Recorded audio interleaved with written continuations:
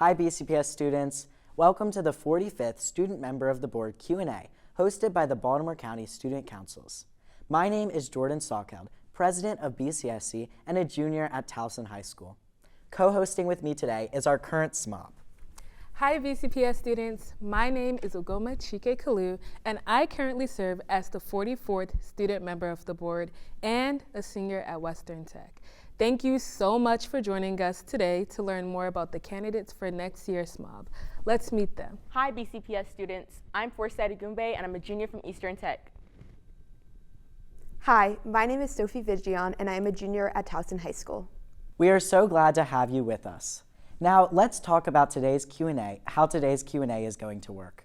We will ask you 2 questions from the following categories: transportation, climate and safety, technology, curriculum and programs, and lastly, just for fun. Each candidate will have 1 minute to answer each question. With each new question, we will alternate who answers first. Thank you so much to the students in middle and high school who viewed the candidate speeches and submitted questions. We encourage all secondary school students to continue engaging with our SMOB candidates and be ready to vote on April 24th, 2025. Let's get started. Our first category is curriculum and programs. Our first question is, can you suggest any extracurricular programs that could better support student engagement and development? And we will start with Forsyth. So in Baltimore County, we already implement various organizations and extracurricular programs that are for prioritizing student engagement in various topics. So for example, we have our Baltimore County Student Councils, in which I am the vice president of, which is a coalition of student councils across the entire county that talks about various topics across the state.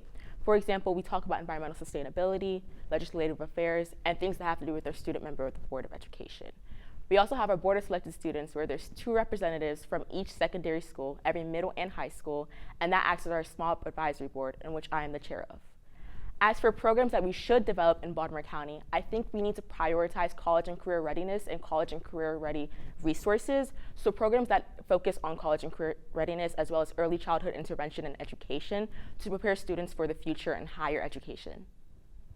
Thank you, Forsyth. Now, Sophie.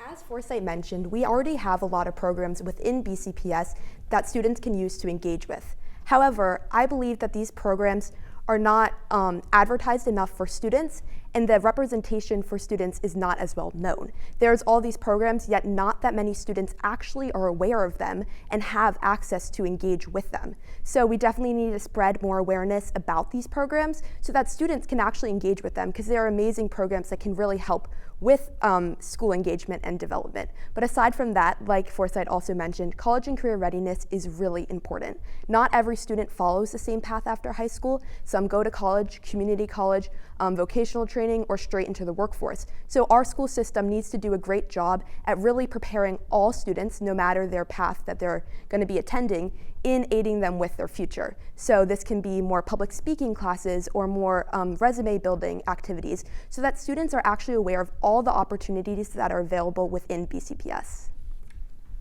Thank you, Sophie. Thank you both for your answers. And for our next question in curriculum and programs, it is, what mentorship or peer support programs do you think would benefit students? And this time we'll begin with Sophie. Yes, so mentorship is incredibly important, especially for students. So firstly, I'd like to begin, I think we should have a program for middle school students to match with high school students. Usually they're feeder schools, so also with magnet schools, they would be their closest school to them. So middle school students can engage with high school students so they can have the opportunity to see what high school is like and to engage with high school students to really learn the ins and outs of high school. And then for high school students, we can implement programs where they can engage and work with their local colleges near their schools to learn about what their future is like. And these programs really help strengthen emotional and social support for students within the building. And it's really important to build relationships with your peers so that you have a supported and trusted community. Thank you. Forsyth? I think one of the main problems that puts students at a disadvantage in Baltimore County is lack of clarity of the opportunities that are available, as well as lack of guidance in the way students are selecting courses or planning for the future. In recent years, BCPS has developed what is known as a career navigator, and I think utilizing that for every single secondary student in Baltimore County will be very beneficial. These career navigators will provide guidance for students in terms of which courses to select for future years, in terms of creating their 5-year plan and developing plans for the future. These career navigators would also prepare students in middle school to develop plans for high school and other future plans in terms of their own development. I also believe that collaborations with organizations such as National Honor Societies that focus on working with other schools, such as their middle schools or their elementary schools in terms of preparation for the future, is a great way to work with other organizations and a great way to establish peer-to-peer communication and collaboration in Baltimore County. Thank you both for your answers. We will now move on to the climate and safety category. Our first question is, what types of community partnerships could enhance safety programs and resources for students? And again, we will start with Forsyth. So in the Maryland Association of Student Councils, I serve as the school safety liaison to the Maryland Center for School Safety Subcabinet. With that being said, that is known as MCSS, I'm also the chair of our Student Advocates for School Safety Focus Group, which is an organization that all students from the entire state can join. This is a great way for students to get involved with school safety and have influence on school safety policy. It's a way for students to provide insight to legislators and decision makers, state and countywide, on different policies that they think should be implemented in schools in terms of school safety. I also think a great strategy is working with our Executive Director of School Safety in Baltimore County, Mr. Knox, on talking about school safety policies and initiatives that are going to be beneficial for Baltimore County students. Having some sort of school safety advisory board specifically for the SMOB is also a great way to receive insight from students from all over the entire county. Thank you. Sophie? Yes. I'd like to address school safety as it is incredibly important for our students. Too often, school safety sometimes feels like it's not as prioritized or it's sometimes compromised, and we've seen this with recent events and incidents that have happened this year in our own school county. So, ways to mitigate this is preventing the problem before it begins, and this really includes adding more support staff within our schools for students to go to so that we can stop and prevent the problems before they occur. But this also includes more awareness and more organizations and nonprofits that can really aid our students and help with their mental support and mental health so that these school safety problems do not occur. BCPS does a great job at working with lockdown drills and other physical school safety attributes.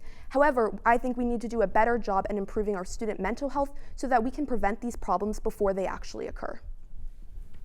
Thank you so much, Sophie and Forsyth. For our next climate and safety question, it is, what initiatives do you think are essential for promoting mental health awareness and support within our schools? And we'll begin with Sophie.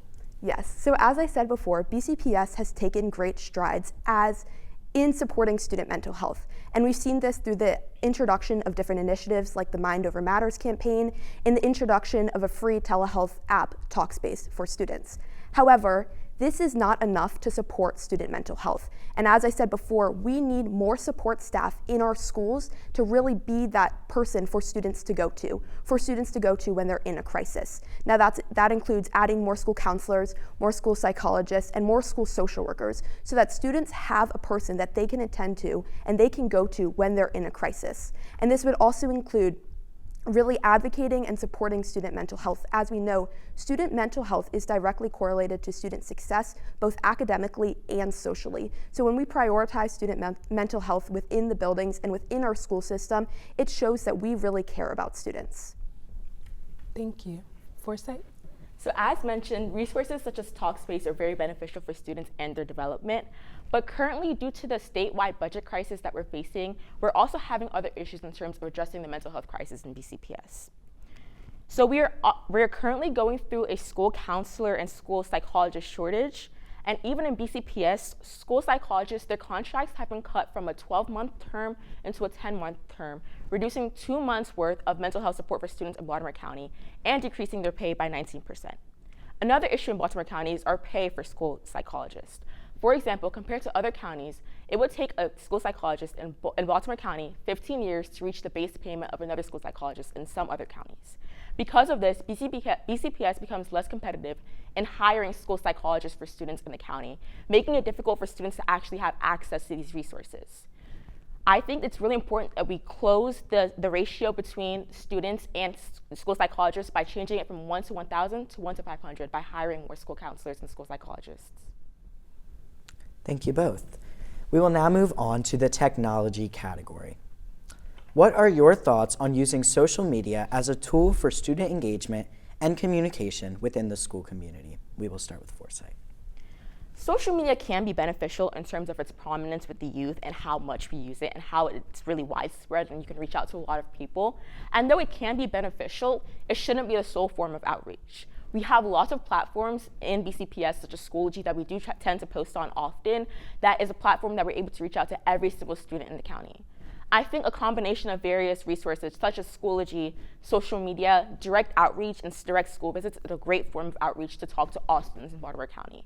Relying on one form of outreach is not going to be beneficial because it may not always be accessible for every student in Baltimore County. Thank you, Foresight. Sophie? Yes, I agree with Foresight. Social media is a great tool for communication. And as she said, it should not be the only form of communication that the elected SMOB should use to communicate with the students. However, this question does address if we think it is a good tool for students to use. And I do believe it's a great tool. I think it's a really great way for the SMOB to connect with the student body, as most students are really present on social media. Most students have a significant presence on social media. So interacting and engaging with them in a way that they are really attuned to is super important. So by sharing what's happening in Board of Education meetings via social media, students are more engaged with what's actually happening. Unfortunately, not all students read the Schoology posts that are sent out. So if we engage with students in a mode that they are more comfortable with and they use more often, it's a really great way to ensure that students are engaged with what's happening with the Board of Education and with policies that are actually affecting them. Thank you so much, Sophie and Foresight, for your responses. Our next question in technology is, what role do you think students should play in shaping technology policies within the school district? And we'll begin with Sophie. Yes, I believe that students should have a pretty significant input in decisions made about and surrounding technology. As I said before, social media is a huge presence that students really use to engage with their peers and with the school. So using different modes of technology such as social media, such as Schoology, and such as emails to really engage with students is super important. But hearing student input and hearing what they say about the technology is super important. We are all teenagers here and we all know the newest updates to technology and different forms of social media. So hearing from students, the ones that are actually using it the most, is super important. It's very important to hear from the people that are directly impacted by it and the people that are directly affected by it. Thank you. Foresight? So as the students impacted by these policies, it's really important that we play a huge role in the development of them. But even beyond that, as such an evolving generation, the use of technology is so prominent in our day-to-day lives and will continue to be prominent in future professions and future endeavors. I think we need to teach technological literacy in schools by having students play a role in developing policies about technology use. Having students be an active voice in the development of these policies will teach them effective ways to use technology and train them for the future, preparing them for other endeavors that they might engage in their life when it comes to the use of technology. Thank you. We will now move on to the transportation category. What strategies would you suggest to improve communication about transportation schedules and changes to ensure all students are informed? We will start with Foresight. So again, a common thing we're seeing is with these policies and these different changes that we're implementing, they all affect students. So it's really important that student voices are heard in the development of these changes and these policies that we're implementing. I think providing an opportunity for students to play a role in the development of transportation policies and communication is really essential. So for example, working with the board of selected students to hear specifically about what transportation policies that they think should be implemented in Baltimore County and the best way to communicate with them and communicate or talk about how those transportation policies will be implemented in Baltimore County. I also think there needs to be clarity in the way that we're expressing and talking about these transportation policies to students. So if it's whether doing that over the summer prior to the school year starts or doing it to the year prior to the next school year, just having that information out to students earlier rather than later and being clear and simplistic with the way that we're communicating these policies will make it really easy for students to understand, as well as parents to understand ways for transportation. Thank you. Sophie? Yes, something that we can all acknowledge here is that the transportation schedules can be very confusing and conflicting at times, and hard for students to actually understand what buses they're taking, and it can be really confusing. I've talked to a lot of students at my school and other magnet schools that have to go from one school to the next to actually get to their school, and it can be really confusing to know which bus to get on and to know the schedule and to get to school on time. So one thing we really need to highlight and really need to work on is our transparency and communication with these scheduling. We need to ensure that educators, parents, and students are all aware of the changes that are being made, because it directly impacts all of them, whether you're getting home at a certain time or whether you're arriving at school at a certain time. So we need to make sure that we're really transparent about these schedules and why they are happening, but also making sure that both the parents and students are really aware of them, because it impacts all of us. Thank you. Thank you so much. And our second question in transportation is, what are your thoughts in promoting sustainable transportation options for students, such as biking or walking to school? And we'll begin with Sophie. Yes, promoting these sustainable transportation modes is super important. I walked to school all my life from middle school to my high school, and that's something that I find really important, and I wish that other students could also engage with, especially with bike riding. But if we're going to promote these sustainable practices and encourage students to engage with them, we need to have the tools necessary at our schools for students to actually be able to engage with them. So that means we need to have enough bike racks or scooter racks so that students are actually able to leave the materials with them, so that they can actually go to school via biking or via scootering. So it's super important that with the implementation and the promoting of these practices, we also have to have the infrastructure available at our schools to ensure that students can actually engage with these practices. Thank you. Foresight? Students will only be comfortable engaging in practices that involve walking and bike riding to school if they feel safe while they're doing it. That means encouraging it through various safety measures that are inclusive of many forms of transportation. So the bike racks, the scooter racks, and all those types of materials. Also, for students who are walking to school, it's very difficult because of during morning traffic, there are a lot of cars, there are a lot of vehicles, and they feel very unsafe, as well as parent concerns being there as well. I think the development and establishment of crosswalks in various neighborhoods by partnering with organizations such as the Maryland Center for School Safety. A few years back, one of our high schools were able to partner with a school safety club that was established by the Maryland Center for School Safety to create a crosswalk right in front of their schools so students can walk over to the other side safely. This was the result of a situation that unsafe situation that happened with a student who unfortunately encountered something dangerous while crossing the street. I think it's really important that students are safe while having or engaging in sustainable forms of transportation. Thank you both. We will now move on to our final category, just for fun.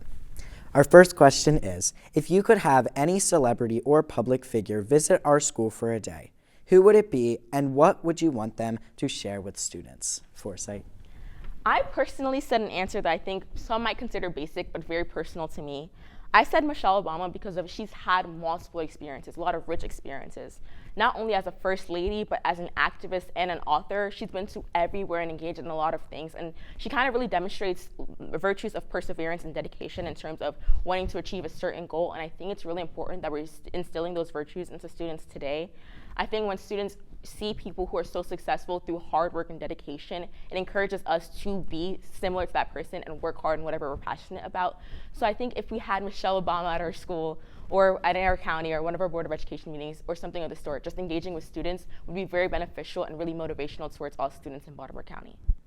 Sophie. Yes, so I said Amanda Gorman. She's a poet, and she's someone that I really look up to. Amanda Gorman uses her voice and uses her knowledge to amplify the voices of others, and I really think that would be super inspirational to see as a student and to really hear from her, because the way she uses her words is super impactful and super inspiring, and I think the message that she could share to students would be super important. Amanda Gorman is pretty young. She's in her 20s, so seeing someone closer in age to us would be really cool, and I think to show her success that she's had would be really cool and really inspirational. Thank you both so much. And for our final question, if you could create a fun day at school, what activities would you include to encourage student participation? And we'll begin with Sophie. Okay, so if we could have a theoretical, all fun day at school, I would definitely include having fun, interactive learning games that students could participate in, or maybe not. They don't have to be learning games, just something super fun for students to engage with. Having a day for students to actually take a break and engage with their other peers rather than just being completely focused on school is super important for their mental health. So having a day where you can interact and have fun with your fellow peers or your teachers and just have a good time is super important. So different games and activities that students can participate in would be really important to have. Thank you. Foresight? So in my school currently, we actually have this thing called Cultural Coalescence, which is a 2-day event where students bring their food, their cultural clothing, they talk about their cultural traditions and dances, and they perform for all the students in the school. It's a great opportunity for students in our entire school to learn from each other about their different cultures, their backgrounds, and just a lot of diversity, and you're able to see all the diversity in Baltimore County. And I think it'd be really beneficial to implement in other schools because it's a great way for students to learn and recognize the background and different perspectives of every other student. And it'd be really fun because, again, you get to eat food, dance with your friends, and it's really calm because you don't have any schoolwork that day. It's just focused on learning about everyone else's culture in a fun, engaging, and interactive way. Thank you both so much. That concludes our 45th SMOB Q&A. Thank you for joining us, and make sure to vote for your favorite candidate on April 24th, starting at 7 a.m. Scan the QR code or visit the SMOB selection website to learn more about our candidates, the SMOB process, and responsibilities. Good luck to both our candidates on April 24th.